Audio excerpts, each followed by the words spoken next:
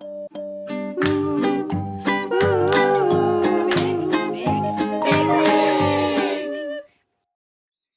my name is Heather and I would like to introduce Lari Don with her stories from her book Fierce, Fearless and Free.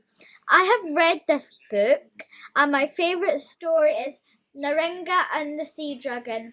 I hope you enjoy this event. Hello, my name is Lari Don and I'm delighted to be taking part in the Wigton Book Festival this year, even if I'm not getting to actually visit my favourite book town this year. So, from my shed, I'm going to chat to you about my new book, Fierce, Fearless and Free. I'm going to tell you a story from the book and I'll do a question and answer session chaired by the lovely Vivian French. So if you want to ask me a question, please put it in the comments box below this video. I love stories. I especially love old stories, traditional tales, myths, legends, folk tales, fairy tales, and I very especially love old stories with monsters, chases, battles, and action. But when I was wee, all the action-packed old stories I could find were about boys. Boys fighting monsters, boys going on quests, or if I was really lucky, there might be one girl on the edge of a story, because the story might be about a boy saving a girl from a monster or going on a quest to win the hand of a princess. And my frustration about that lack of girls is why I grew up to be an author who mostly writes adventure stories where girls, as well as boys, get to fight monsters and go on quests. But even though I write new stories with strong girls, I'm still passionate about the old stories. I do enjoy telling old tales with boys defeating monsters, but I want to be balanced and equal. I want everyone I share stories with to see themselves in those stories. So, a few years ago, I started hunting for action-packed stories with girls front and centre, not on the edge. Girls defeating monsters, girls going on quests. I found a dozen fabulous stories and I put them in a book. This book, Girls, Goddesses and Giants.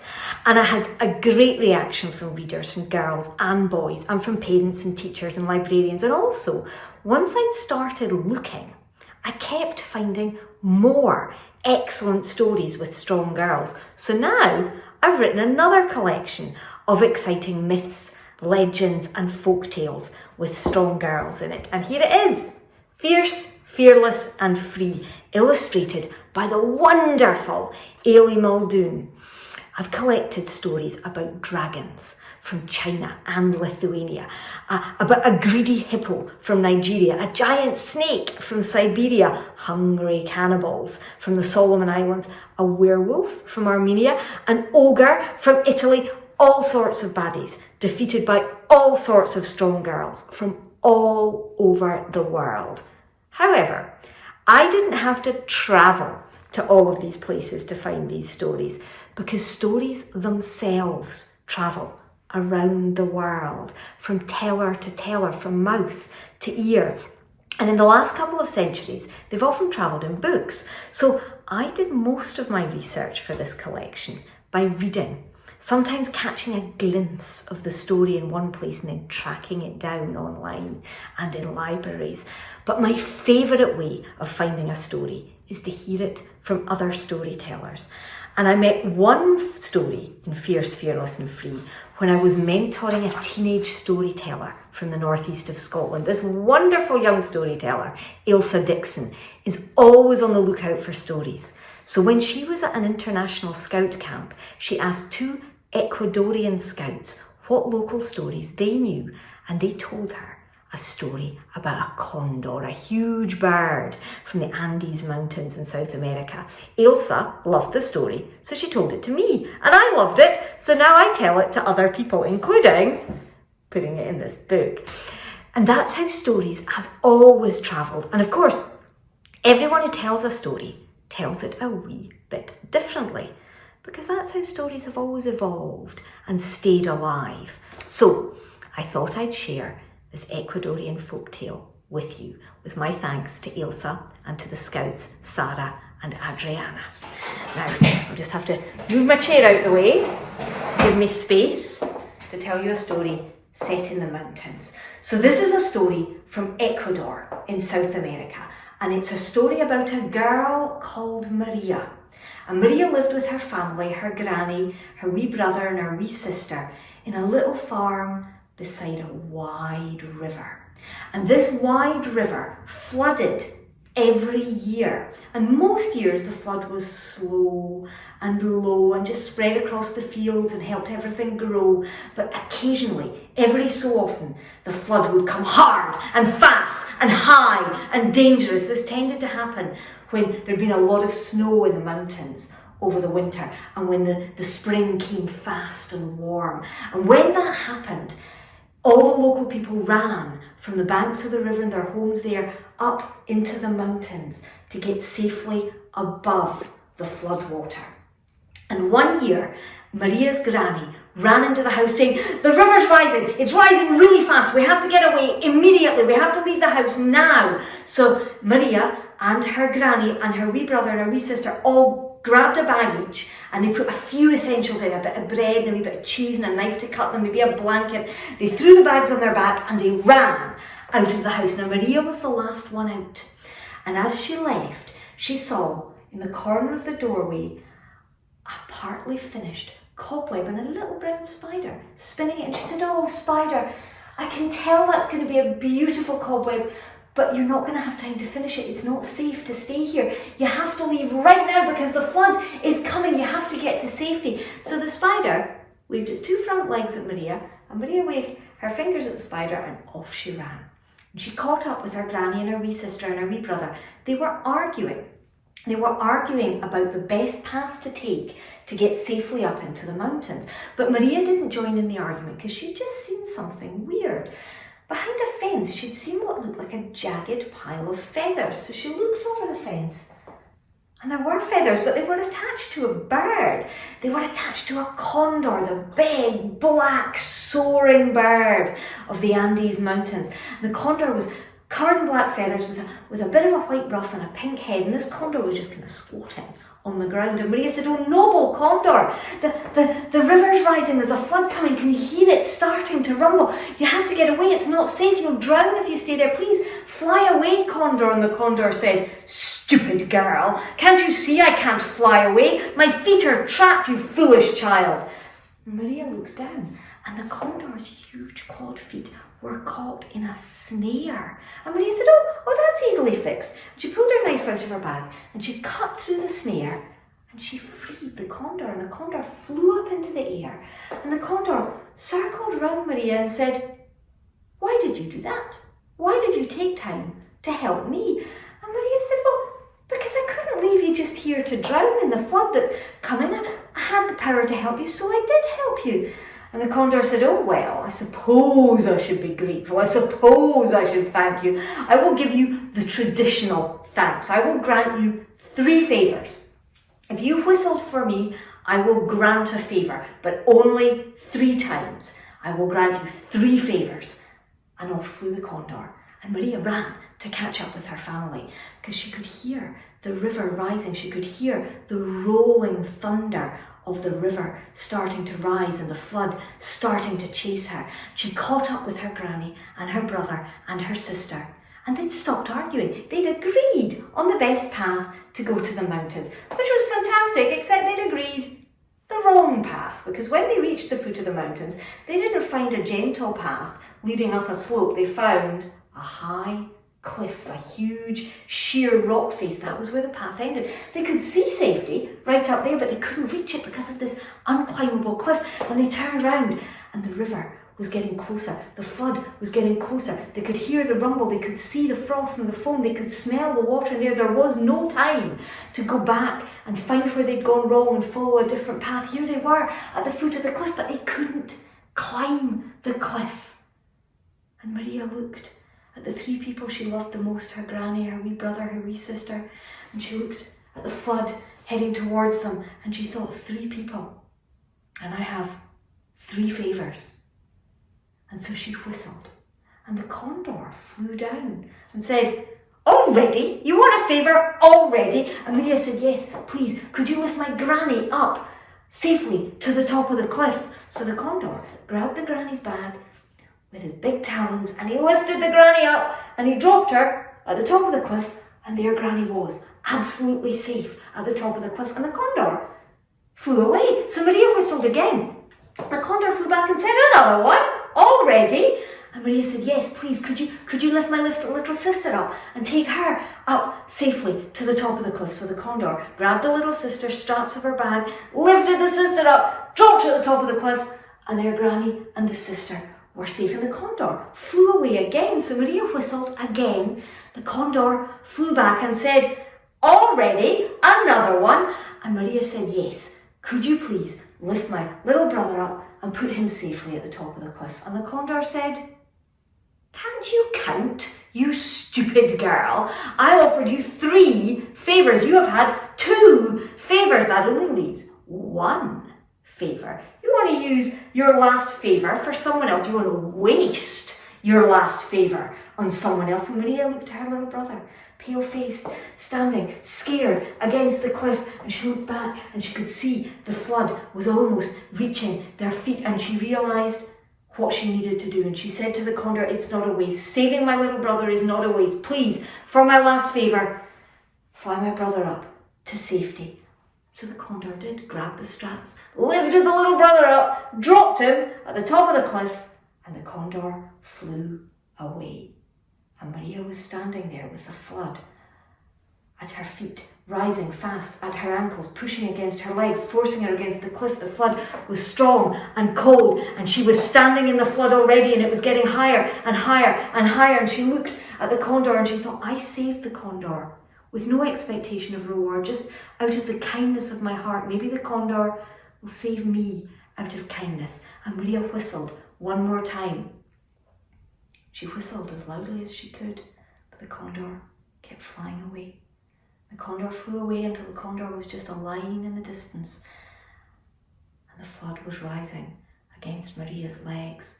And she looked up at her family peering over the cliff, and she looked down at the floodwater rising and rising and rising and pushing and forcing her against the cliff. And Maria thought, "No one else is going to save me. The condor isn't going to save me. My family can't save me.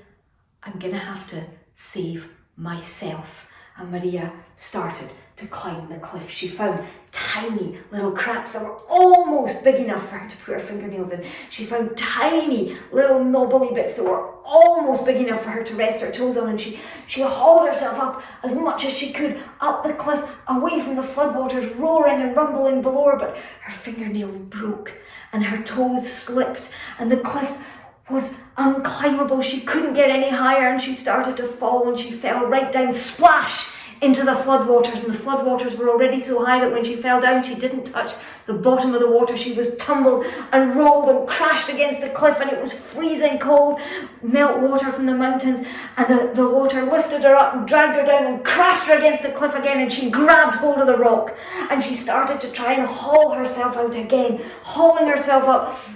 And her fingernails were ripped, and her hands were trembling, and her muscles were freezing, and the cliff was soaking wet from the splashing of the floodwater, and she could not climb that cliff, and she was slipping back down into the water.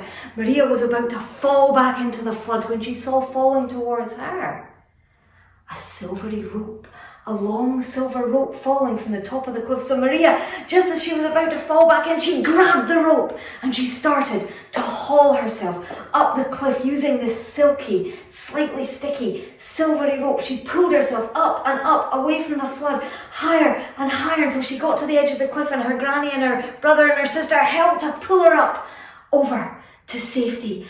And they gave her a hug, and they looked down and they saw the flood. And then Maria looked to the side and she saw the rope that she had pulled herself up was wrapped round a rock, and sitting by the rock, still spinning a rope, was a little spider. And the spider waved its 2 front legs at Maria. Maria waved at the spider and said, "Thank you so much for sending me a rope." And then they all sat safely at the top of the cliff for 2 days and watched the waters rise and rise and rise, covering the whole of the world that they knew. And then for another 3 days, they sat and they watched the floodwaters fall, down and down and down, until they could see their world wet, but still there. And then they came down the mountain. They walked round until they found a gentle, safe path down. They walked back home, Maria and her family. They dried out their house and cleaned it, and they planted their fertile, wet fields. And Maria lived happily on that farm for many, many years. And every year that she lived there, she was happy to let spiders build cobwebs in the corner of the rooms. But she never ever invited a condor round for tea. And that is the story of Maria and the condor. And this is the picture that the wonderful Ailey Muldoon drew of that story. This is the picture she was inspired to draw by that old Ecuadorian story with the condor and the flood tumbling Maria all around. In fact, Ailey created lots and lots of fantastic pictures for this book. Here's a goddess attacking an arrogant mountain, and here's a warrior. I've marked them, but I'm still going to make a mess of finding them. Here is a warrior on her way to rescue a couple of girls, and here is a long-haired girl. There we are, long-haired girl with a long pleat, working out how to get herself out of a tower rather than waiting for someone else to help her. Here is a girl using quiet magic to defeat a huge hippo. And here's my favourite picture of all, though they're all wonderful. They're all fantastic, but this was the one that made me gasp when I first saw it. This is a dragon made of lace. And I just think it's absolutely beautiful. So you might find that these stories inspire you to draw pictures, or they might inspire you to tell stories. They might inspire you to become a storyteller in your own voice and in your own way. You don't have to tell a story exactly the way you heard it. You can simply start by saying, oh, I know a story about a girl who met a condor, and then tell the story the way it is in your head. You don't have to get it perfectly right, you just have to share the story. Or you could try acting out one of these stories in a group. Or if you're a what if kind of a person like me, these wonderful old stories might inspire you to make up your own new stories. There are so many ways for old tales to inspire new ones. For example, you could take some of the magical creatures from old stories and imagine what would happen if, instead of being long ago and far away, they lived here and now. That's what I did with various Greek mythological creatures in the Fabled Beast books. Or you could take a magical idea like shape-shifting, for example, and think about what it would be like if that magic happened to a girl or a boy who wasn't a legendary heroine or hero, just an ordinary nowadays schoolchild. Which is what I did in the Spellchasers trilogy with a girl who's cursed to shapeshift into a hare. Or you could take an image, a moment, a piece of drama, some magical action from an old tale and ask yourself, what could happen next? And take it in a completely different direction from the old story. There's an action sequence in one of the Fierce, Fearless and Free stories, which I'm really looking forward to twisting and turning and playing with in my next novel. There isn't any right or wrong way to be inspired by these stories. Enjoy them, get to know them, and let your favourite monsters and magic inspire your own creativity. So, that's a wee bit about Fierce, Fearless and Free. And now, by the magic of technology, we'll move to your questions.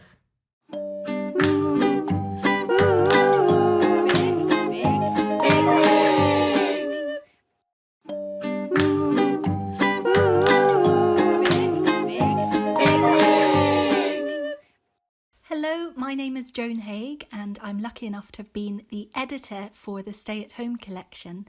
I'm going to read to you my own poem from the collection, which is called Fossil Hunting, and it's a sonnet.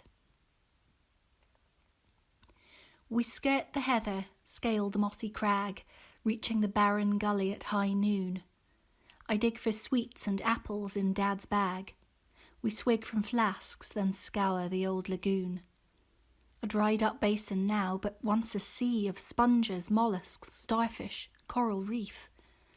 I scan the dull, time-shattered, sun-baked scree. And there, a shell shape moulded in relief on red and sandy stone. Look what I've found! Dad shows me through his magnifying glass its contoured whorl, the ridges circling round. We wrap it in old news. I'll tell my class when school restarts about the ancient rocks that Dad and I raked up on daily walks.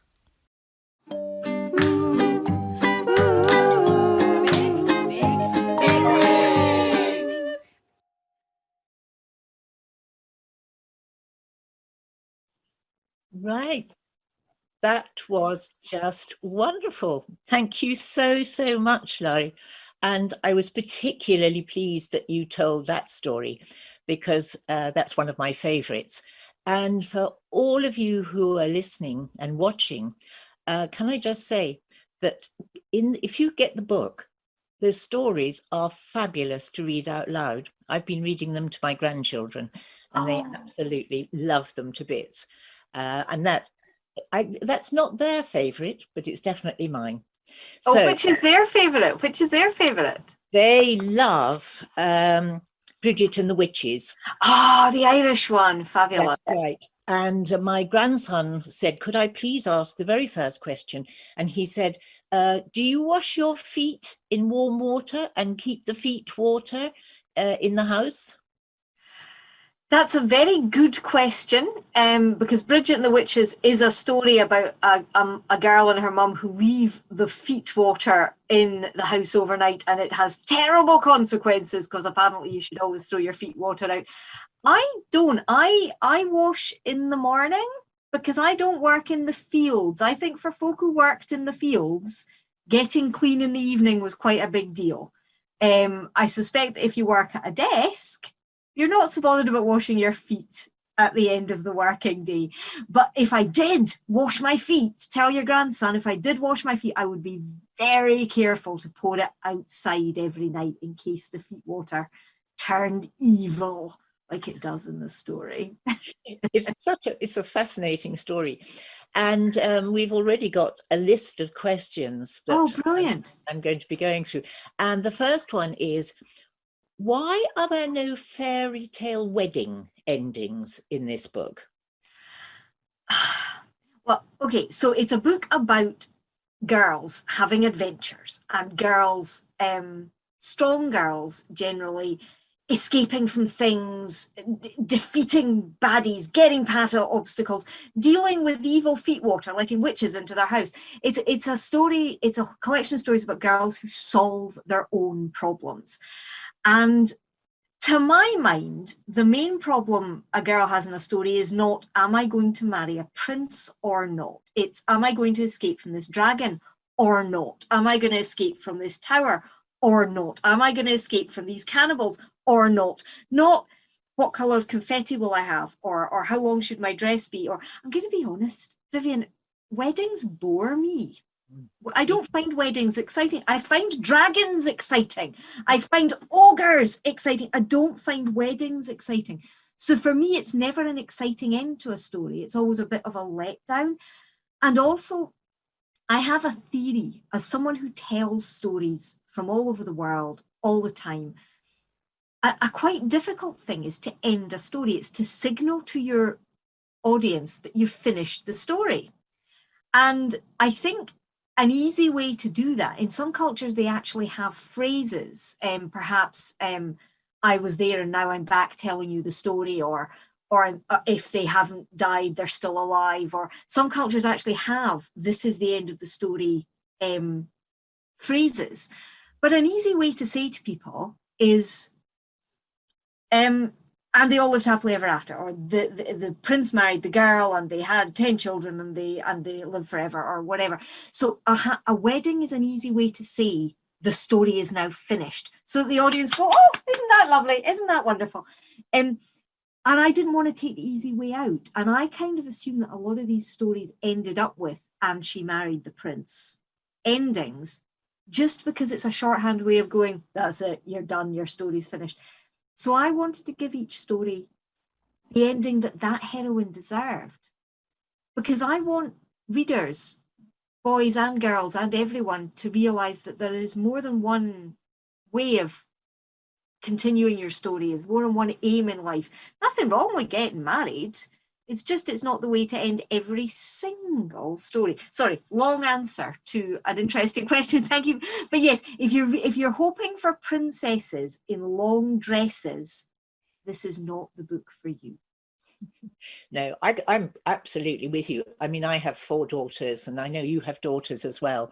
And they used to get really fed up when it was always just a wedding at an end. And yes, no, exactly. In fact, one of my daughters said, when she was about 6, she said, well, I think I'm going to elope because I think, just like you, weddings are boring.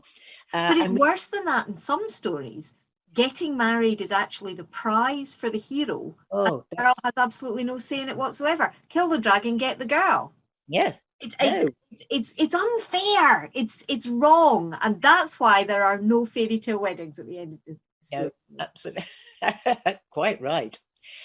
We've got a question that's just popped up, which says, how did you choose the stories for the book? Oh, well, do you know the great fun thing about doing a collection? And I've written quite a few collections now, collections of horse stories and shapeshifter stories and Scottish stories and Viking stories, quite a lot of different stories. And the fun thing is I go, oh, I get to read lots and lots and lots of myths and legends. I get to listen to lots of storytellers. I get to go to libraries and work my way right along the shelves of old stories. So the first thing I do is I do lots and lots and lots of research to put together a collection of maybe 12 stories. I might read 120 stories or 150 or 200 stories. And the first thing is I have to love the story. So all the stories in here are stories that got me really excited. And I went, oh, I love that story and I really want to share that story. So the first thing is I have to love it. But that's not enough, because if I took the first 12 stories that I loved, I might end up with 6 stories from Scotland and 5 stories from Norway and 1 story from France. And if I took the first 12 stories I loved, I might end up with 11 stories about dragons. That would be really, really likely because I'm a big fan of dragons.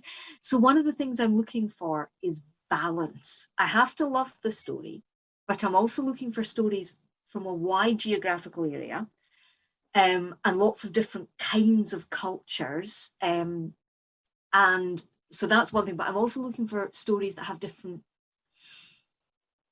themes. I'm not big on themes. Different kinds of baddies, different kinds of escapes, different kinds of problems, different kinds of heroines. Some of the girls in this book are warriors with swords, but one of my favorite heroines in this book defeats her baddie using a ball of thread. Yeah. Her skills are much more domestic.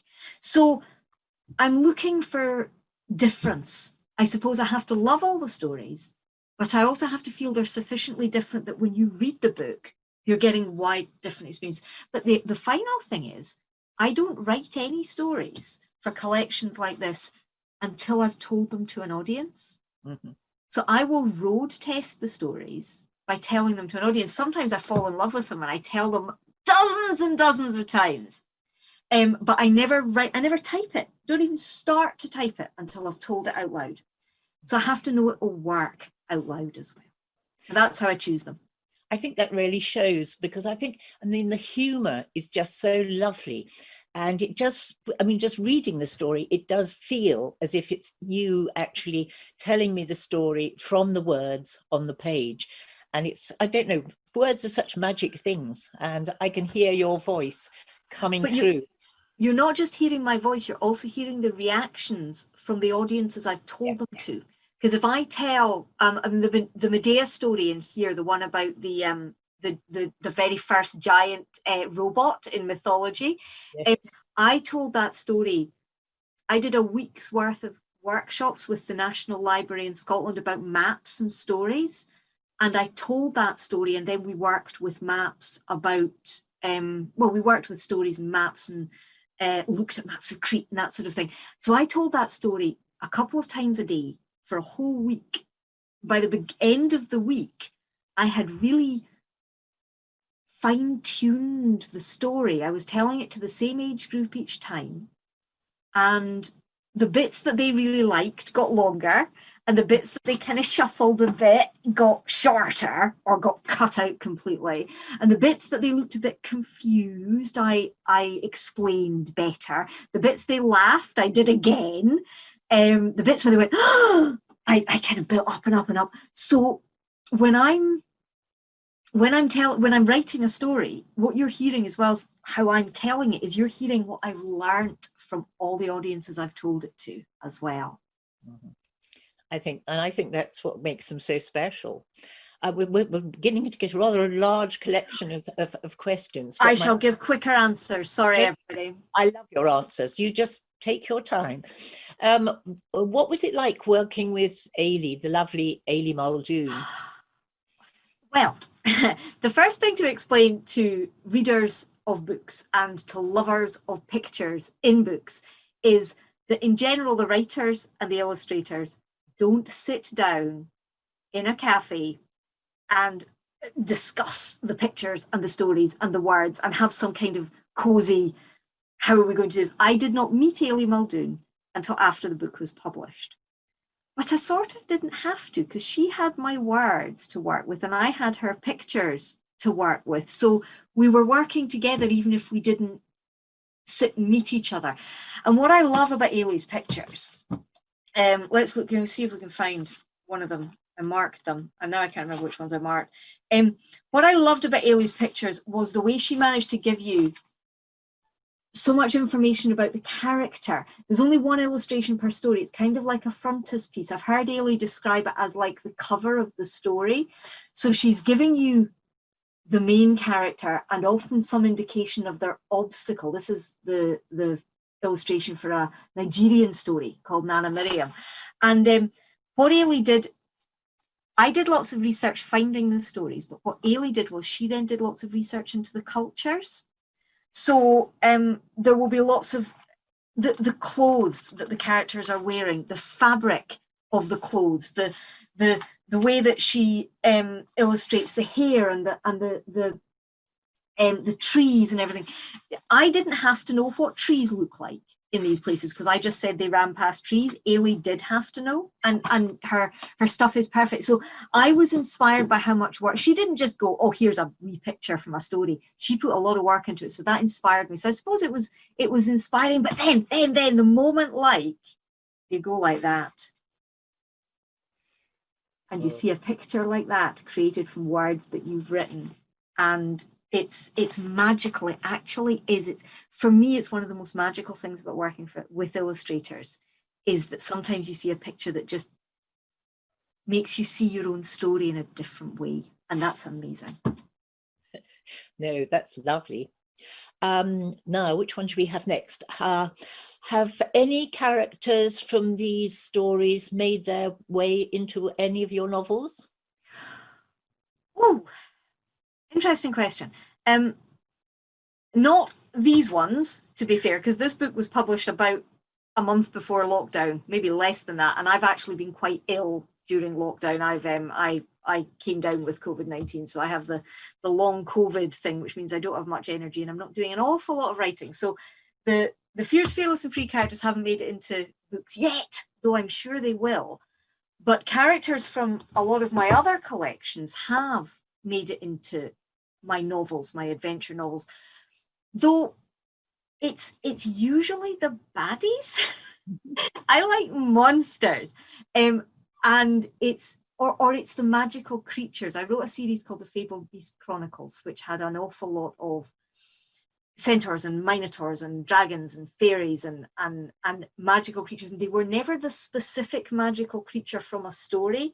It was me thinking, oh, wouldn't it be cool to meet some half horse, half human beings? So I wouldn't take Chiron from the Greek myth. I would invent my own centaur character.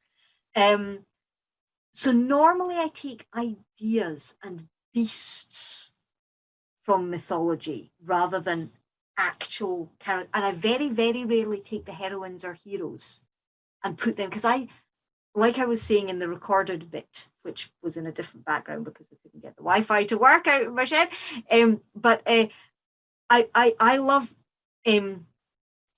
taking characters from old books, but I like putting them in new books. Take characters from old stories and then put them now.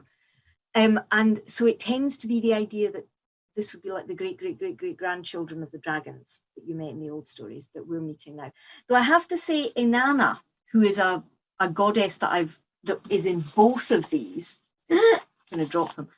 Inanna has stories in both of these. She did turn up, though wasn't named. You'd have to read it quite carefully. She turned up in the Spellchasers trilogy. If you read that, you might find a goddess called Inanna, but she may not actually be named. So yes, the old stories inspire the new stories when I've got the energy for that to happen.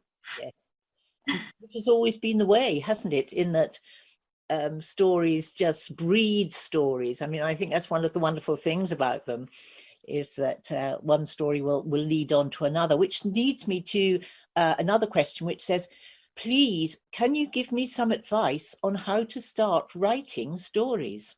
Ooh. I'm assuming that question is not from you, Viv, because I know you've written about 1,012 books. That question is definitely from somebody maybe a little younger than either of us. Yes. How to start writing? Is the question about how to start writing? Yes. Right. Yes. Okay. Because that's a very different question, because I sometimes get asked, I've started a story and I'm stuck in the middle and I don't know what to do next. And that's actually a very different question. How to start writing?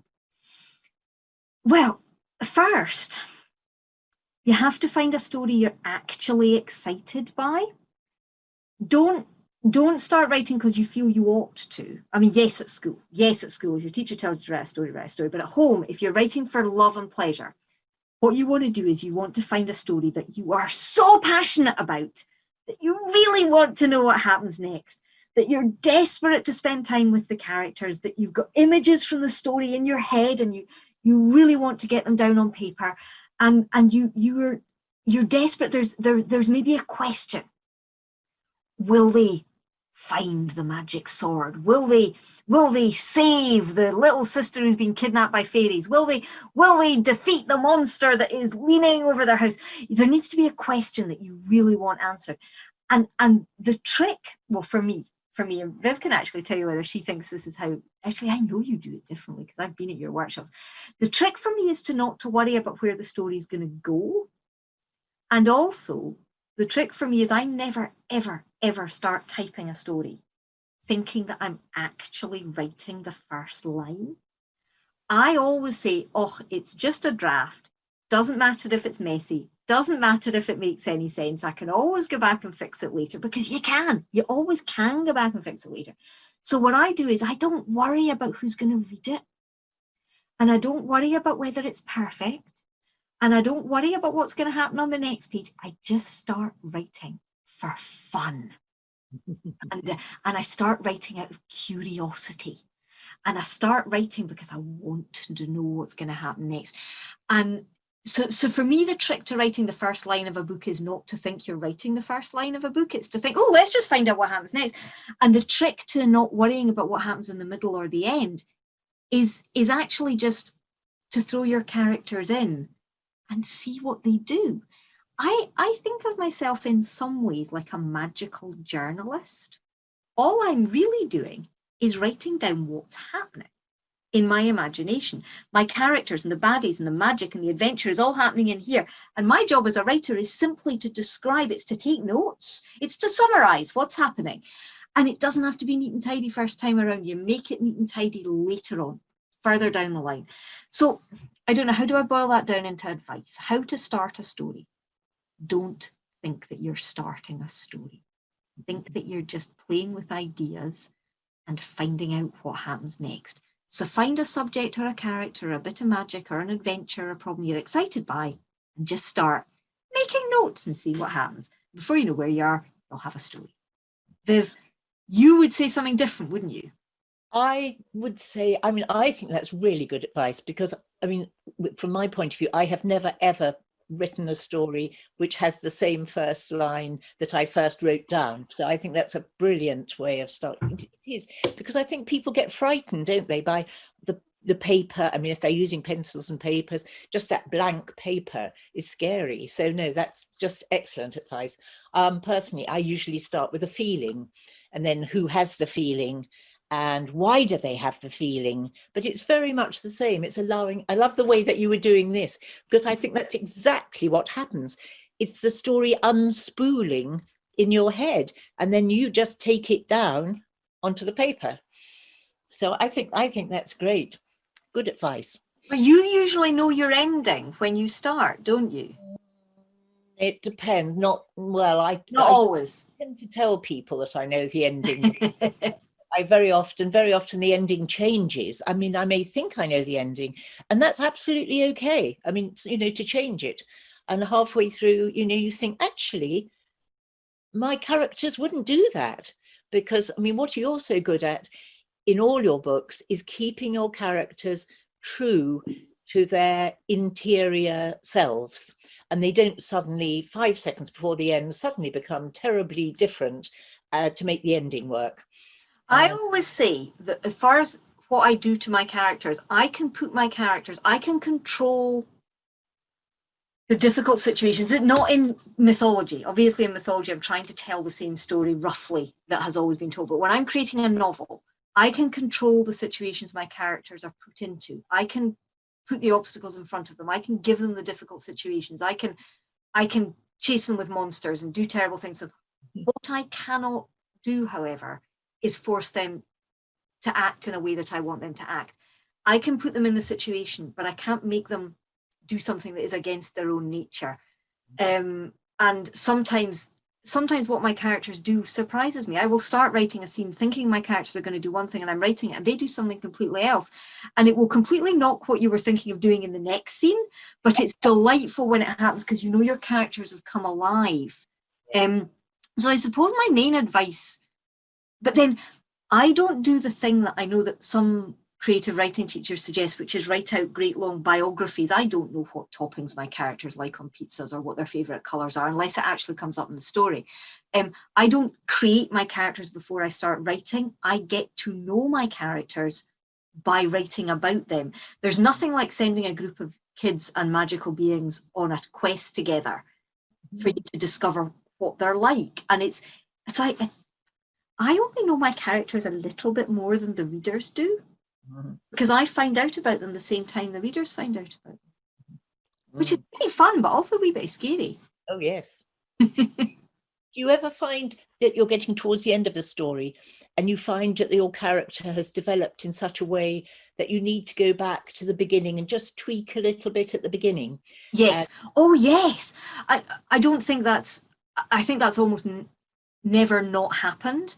Thinking in Spell Chasers, there's a really crucial relationship in that trilogy between my main character Molly and a dryad called Beth, and they have very different attitudes to magic and light and dark magic, and getting that relationship and how that developed across the first book particularly, but then across all 3 books in the trilogy, did mean I had to keep going back and making sure that the first discussion they had about it then made sense depending on what happened later.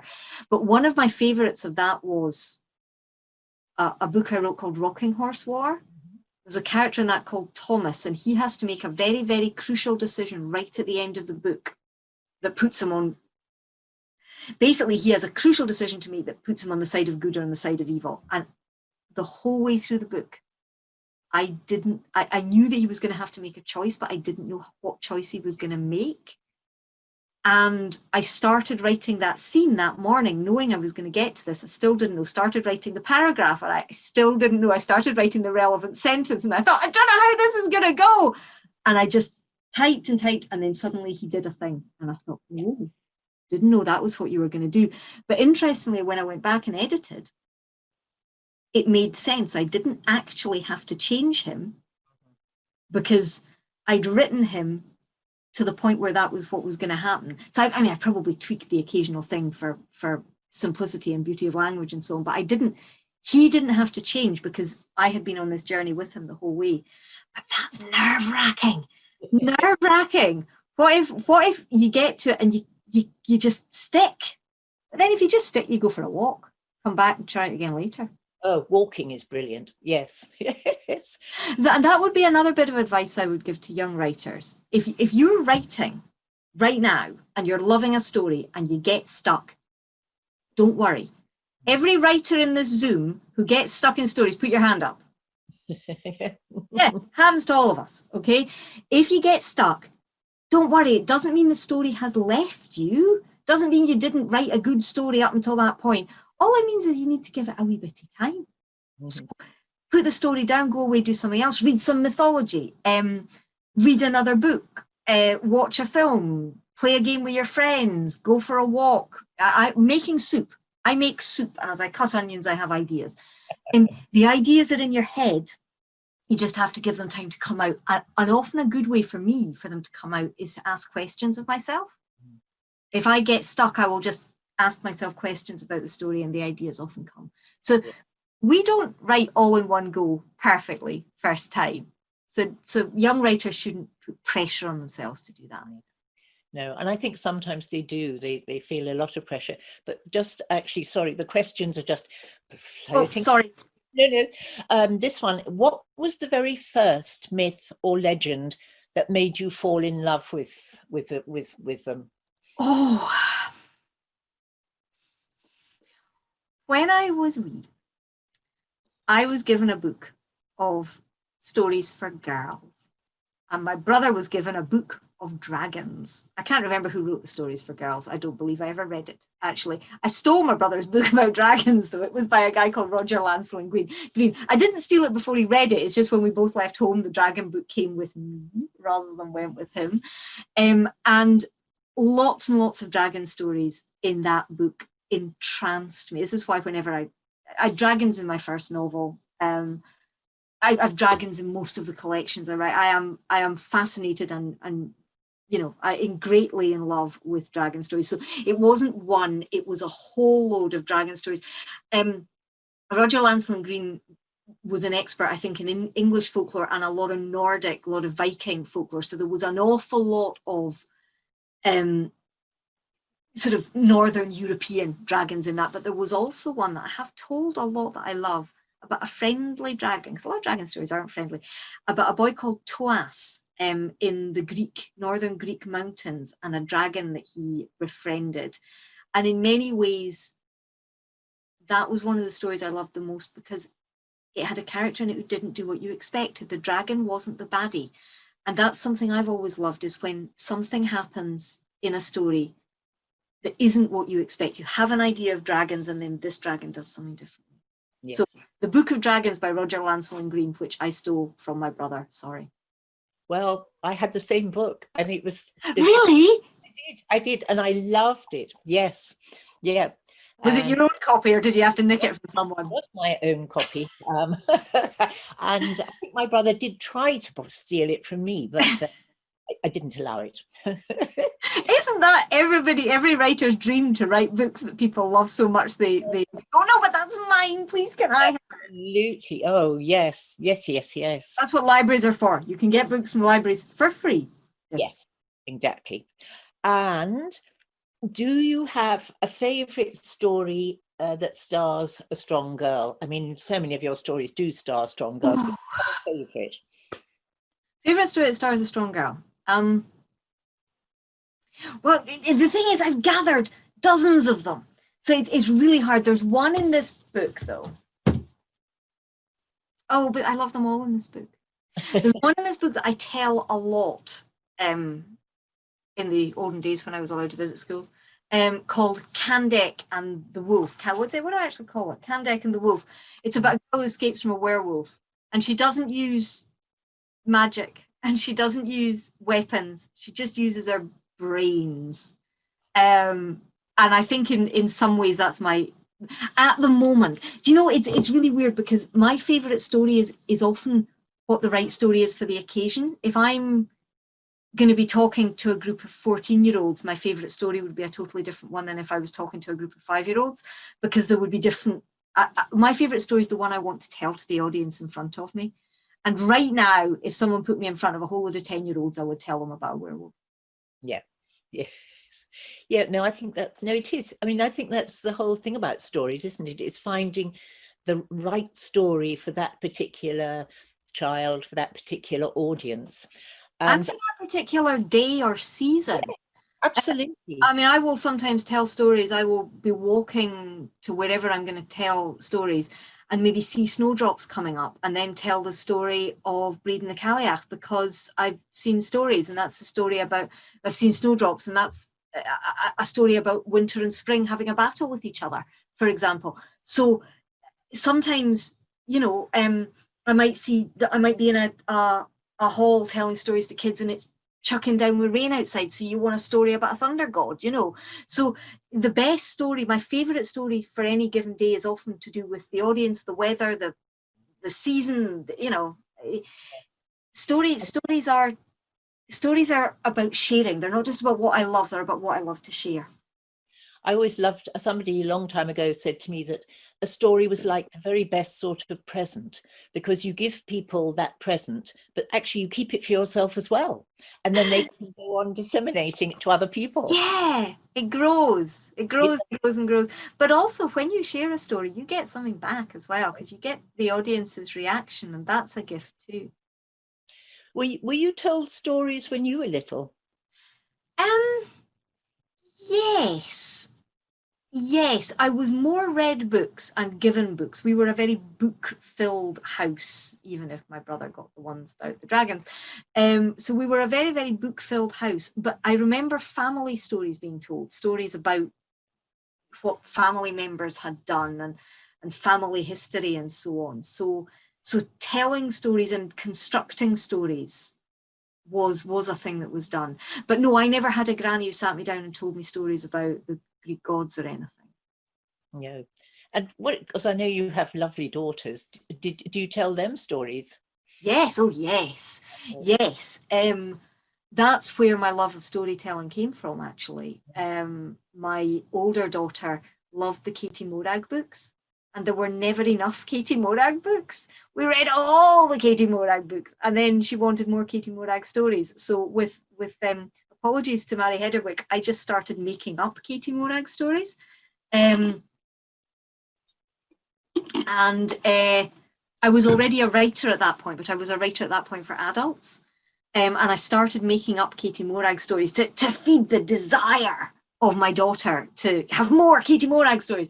And as I was doing that, I started to fall in love with, firstly, making up child-sized stories rather than adult-sized stories.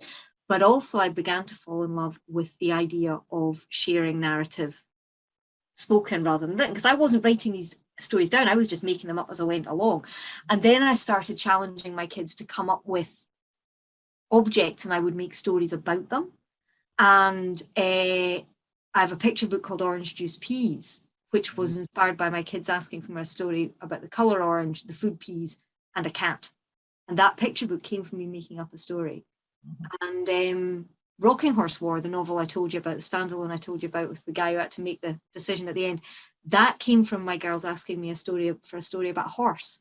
And I had a sudden image of a moving rocking horse, living wooden rocking horse drinking out of a pool of water. So my love of telling stories out loud, and quite a lot of my actual written work, has come from my kids demanding that I tell them stories.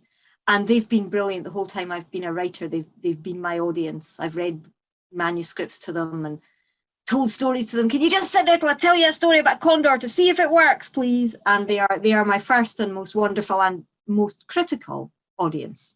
Yeah. That's now, sadly, we've only got 4 minutes left. Oh, so can I ask you, please, what's coming next? When you, this time next year, when hopefully you will be bouncing about again, and we may even be able to get into schools, what ideally, what would you like to do after this one? That's now, if you'd asked me that a year ago, I'd have gone, oh, but I've got lots of ideas and lots of things. I am honestly concentrating on beating this virus right now. But I'm reading and thinking and researching. If I could do another collection with Ailey Muldoon, that would make me unbelievably happy, because her pictures have been have brought stories to life in a way that has just inspired me. So if I could do another collection with Ailey, that would be awesome. The thing that I will be starting to finish, the thing that I will be going back to and working on as soon as my imagination has recovered from this virus, is a trilogy. I'm currently I've written one trilogy, which was Spell Chasers, and writing one story across 3 books is a big job, and you don't do it unless you're in tip-top condition. But I have started a trilogy about a new set of magical creatures and a new main character, and some new Scottish magic. And I was thoroughly enjoying writing it, and I am entirely keen to get back to it. So fingers crossed, in a year's time, that will be well on its way to people. Well, we'll all be waiting with bated breath, because it's always so exciting. I mean, I have seen a queue of children outside my local bookshop asking, if your latest book has come in. So you are enormously popular. Well, I will do my best to get better and get those books to those kids as soon as I can. I will honestly get back to writing as fast as I can. Well, I mean, I think take your time, and we all wish you very, very well.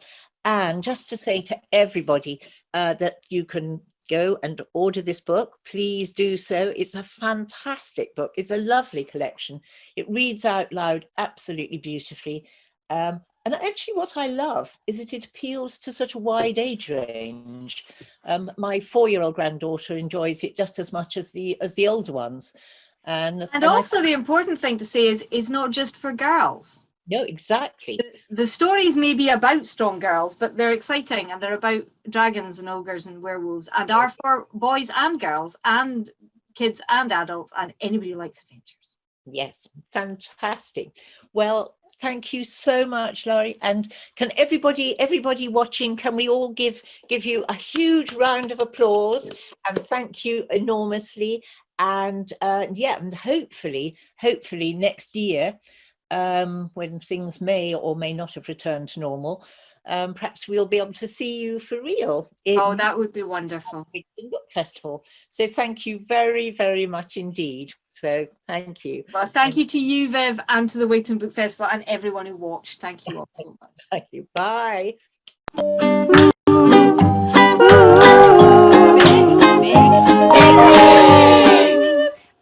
Hello, my name is Joan Haig, and I'm lucky enough to have been the editor for the Stay at Home collection. I'm going to read to you my own poem from the collection, which is called Fossil Hunting, and it's a sonnet. We skirt the heather, scale the mossy crag, reaching the barren gully at high noon. I dig for sweets and apples in Dad's bag. We swig from flasks, then scour the old lagoon. A dried-up basin now, but once a sea of sponges, mollusks, starfish, coral reef. I scan the dull, time-shattered, sun-baked scree. And there, a shell shape moulded in relief on red and sandy stone. Look what I've found! Dad shows me through his magnifying glass its contoured whorl, the ridges circling round. We wrap it in old news. I'll tell my class when school restarts about the ancient rocks that Dad and I raked up on daily walks. Ooh, ooh, ooh,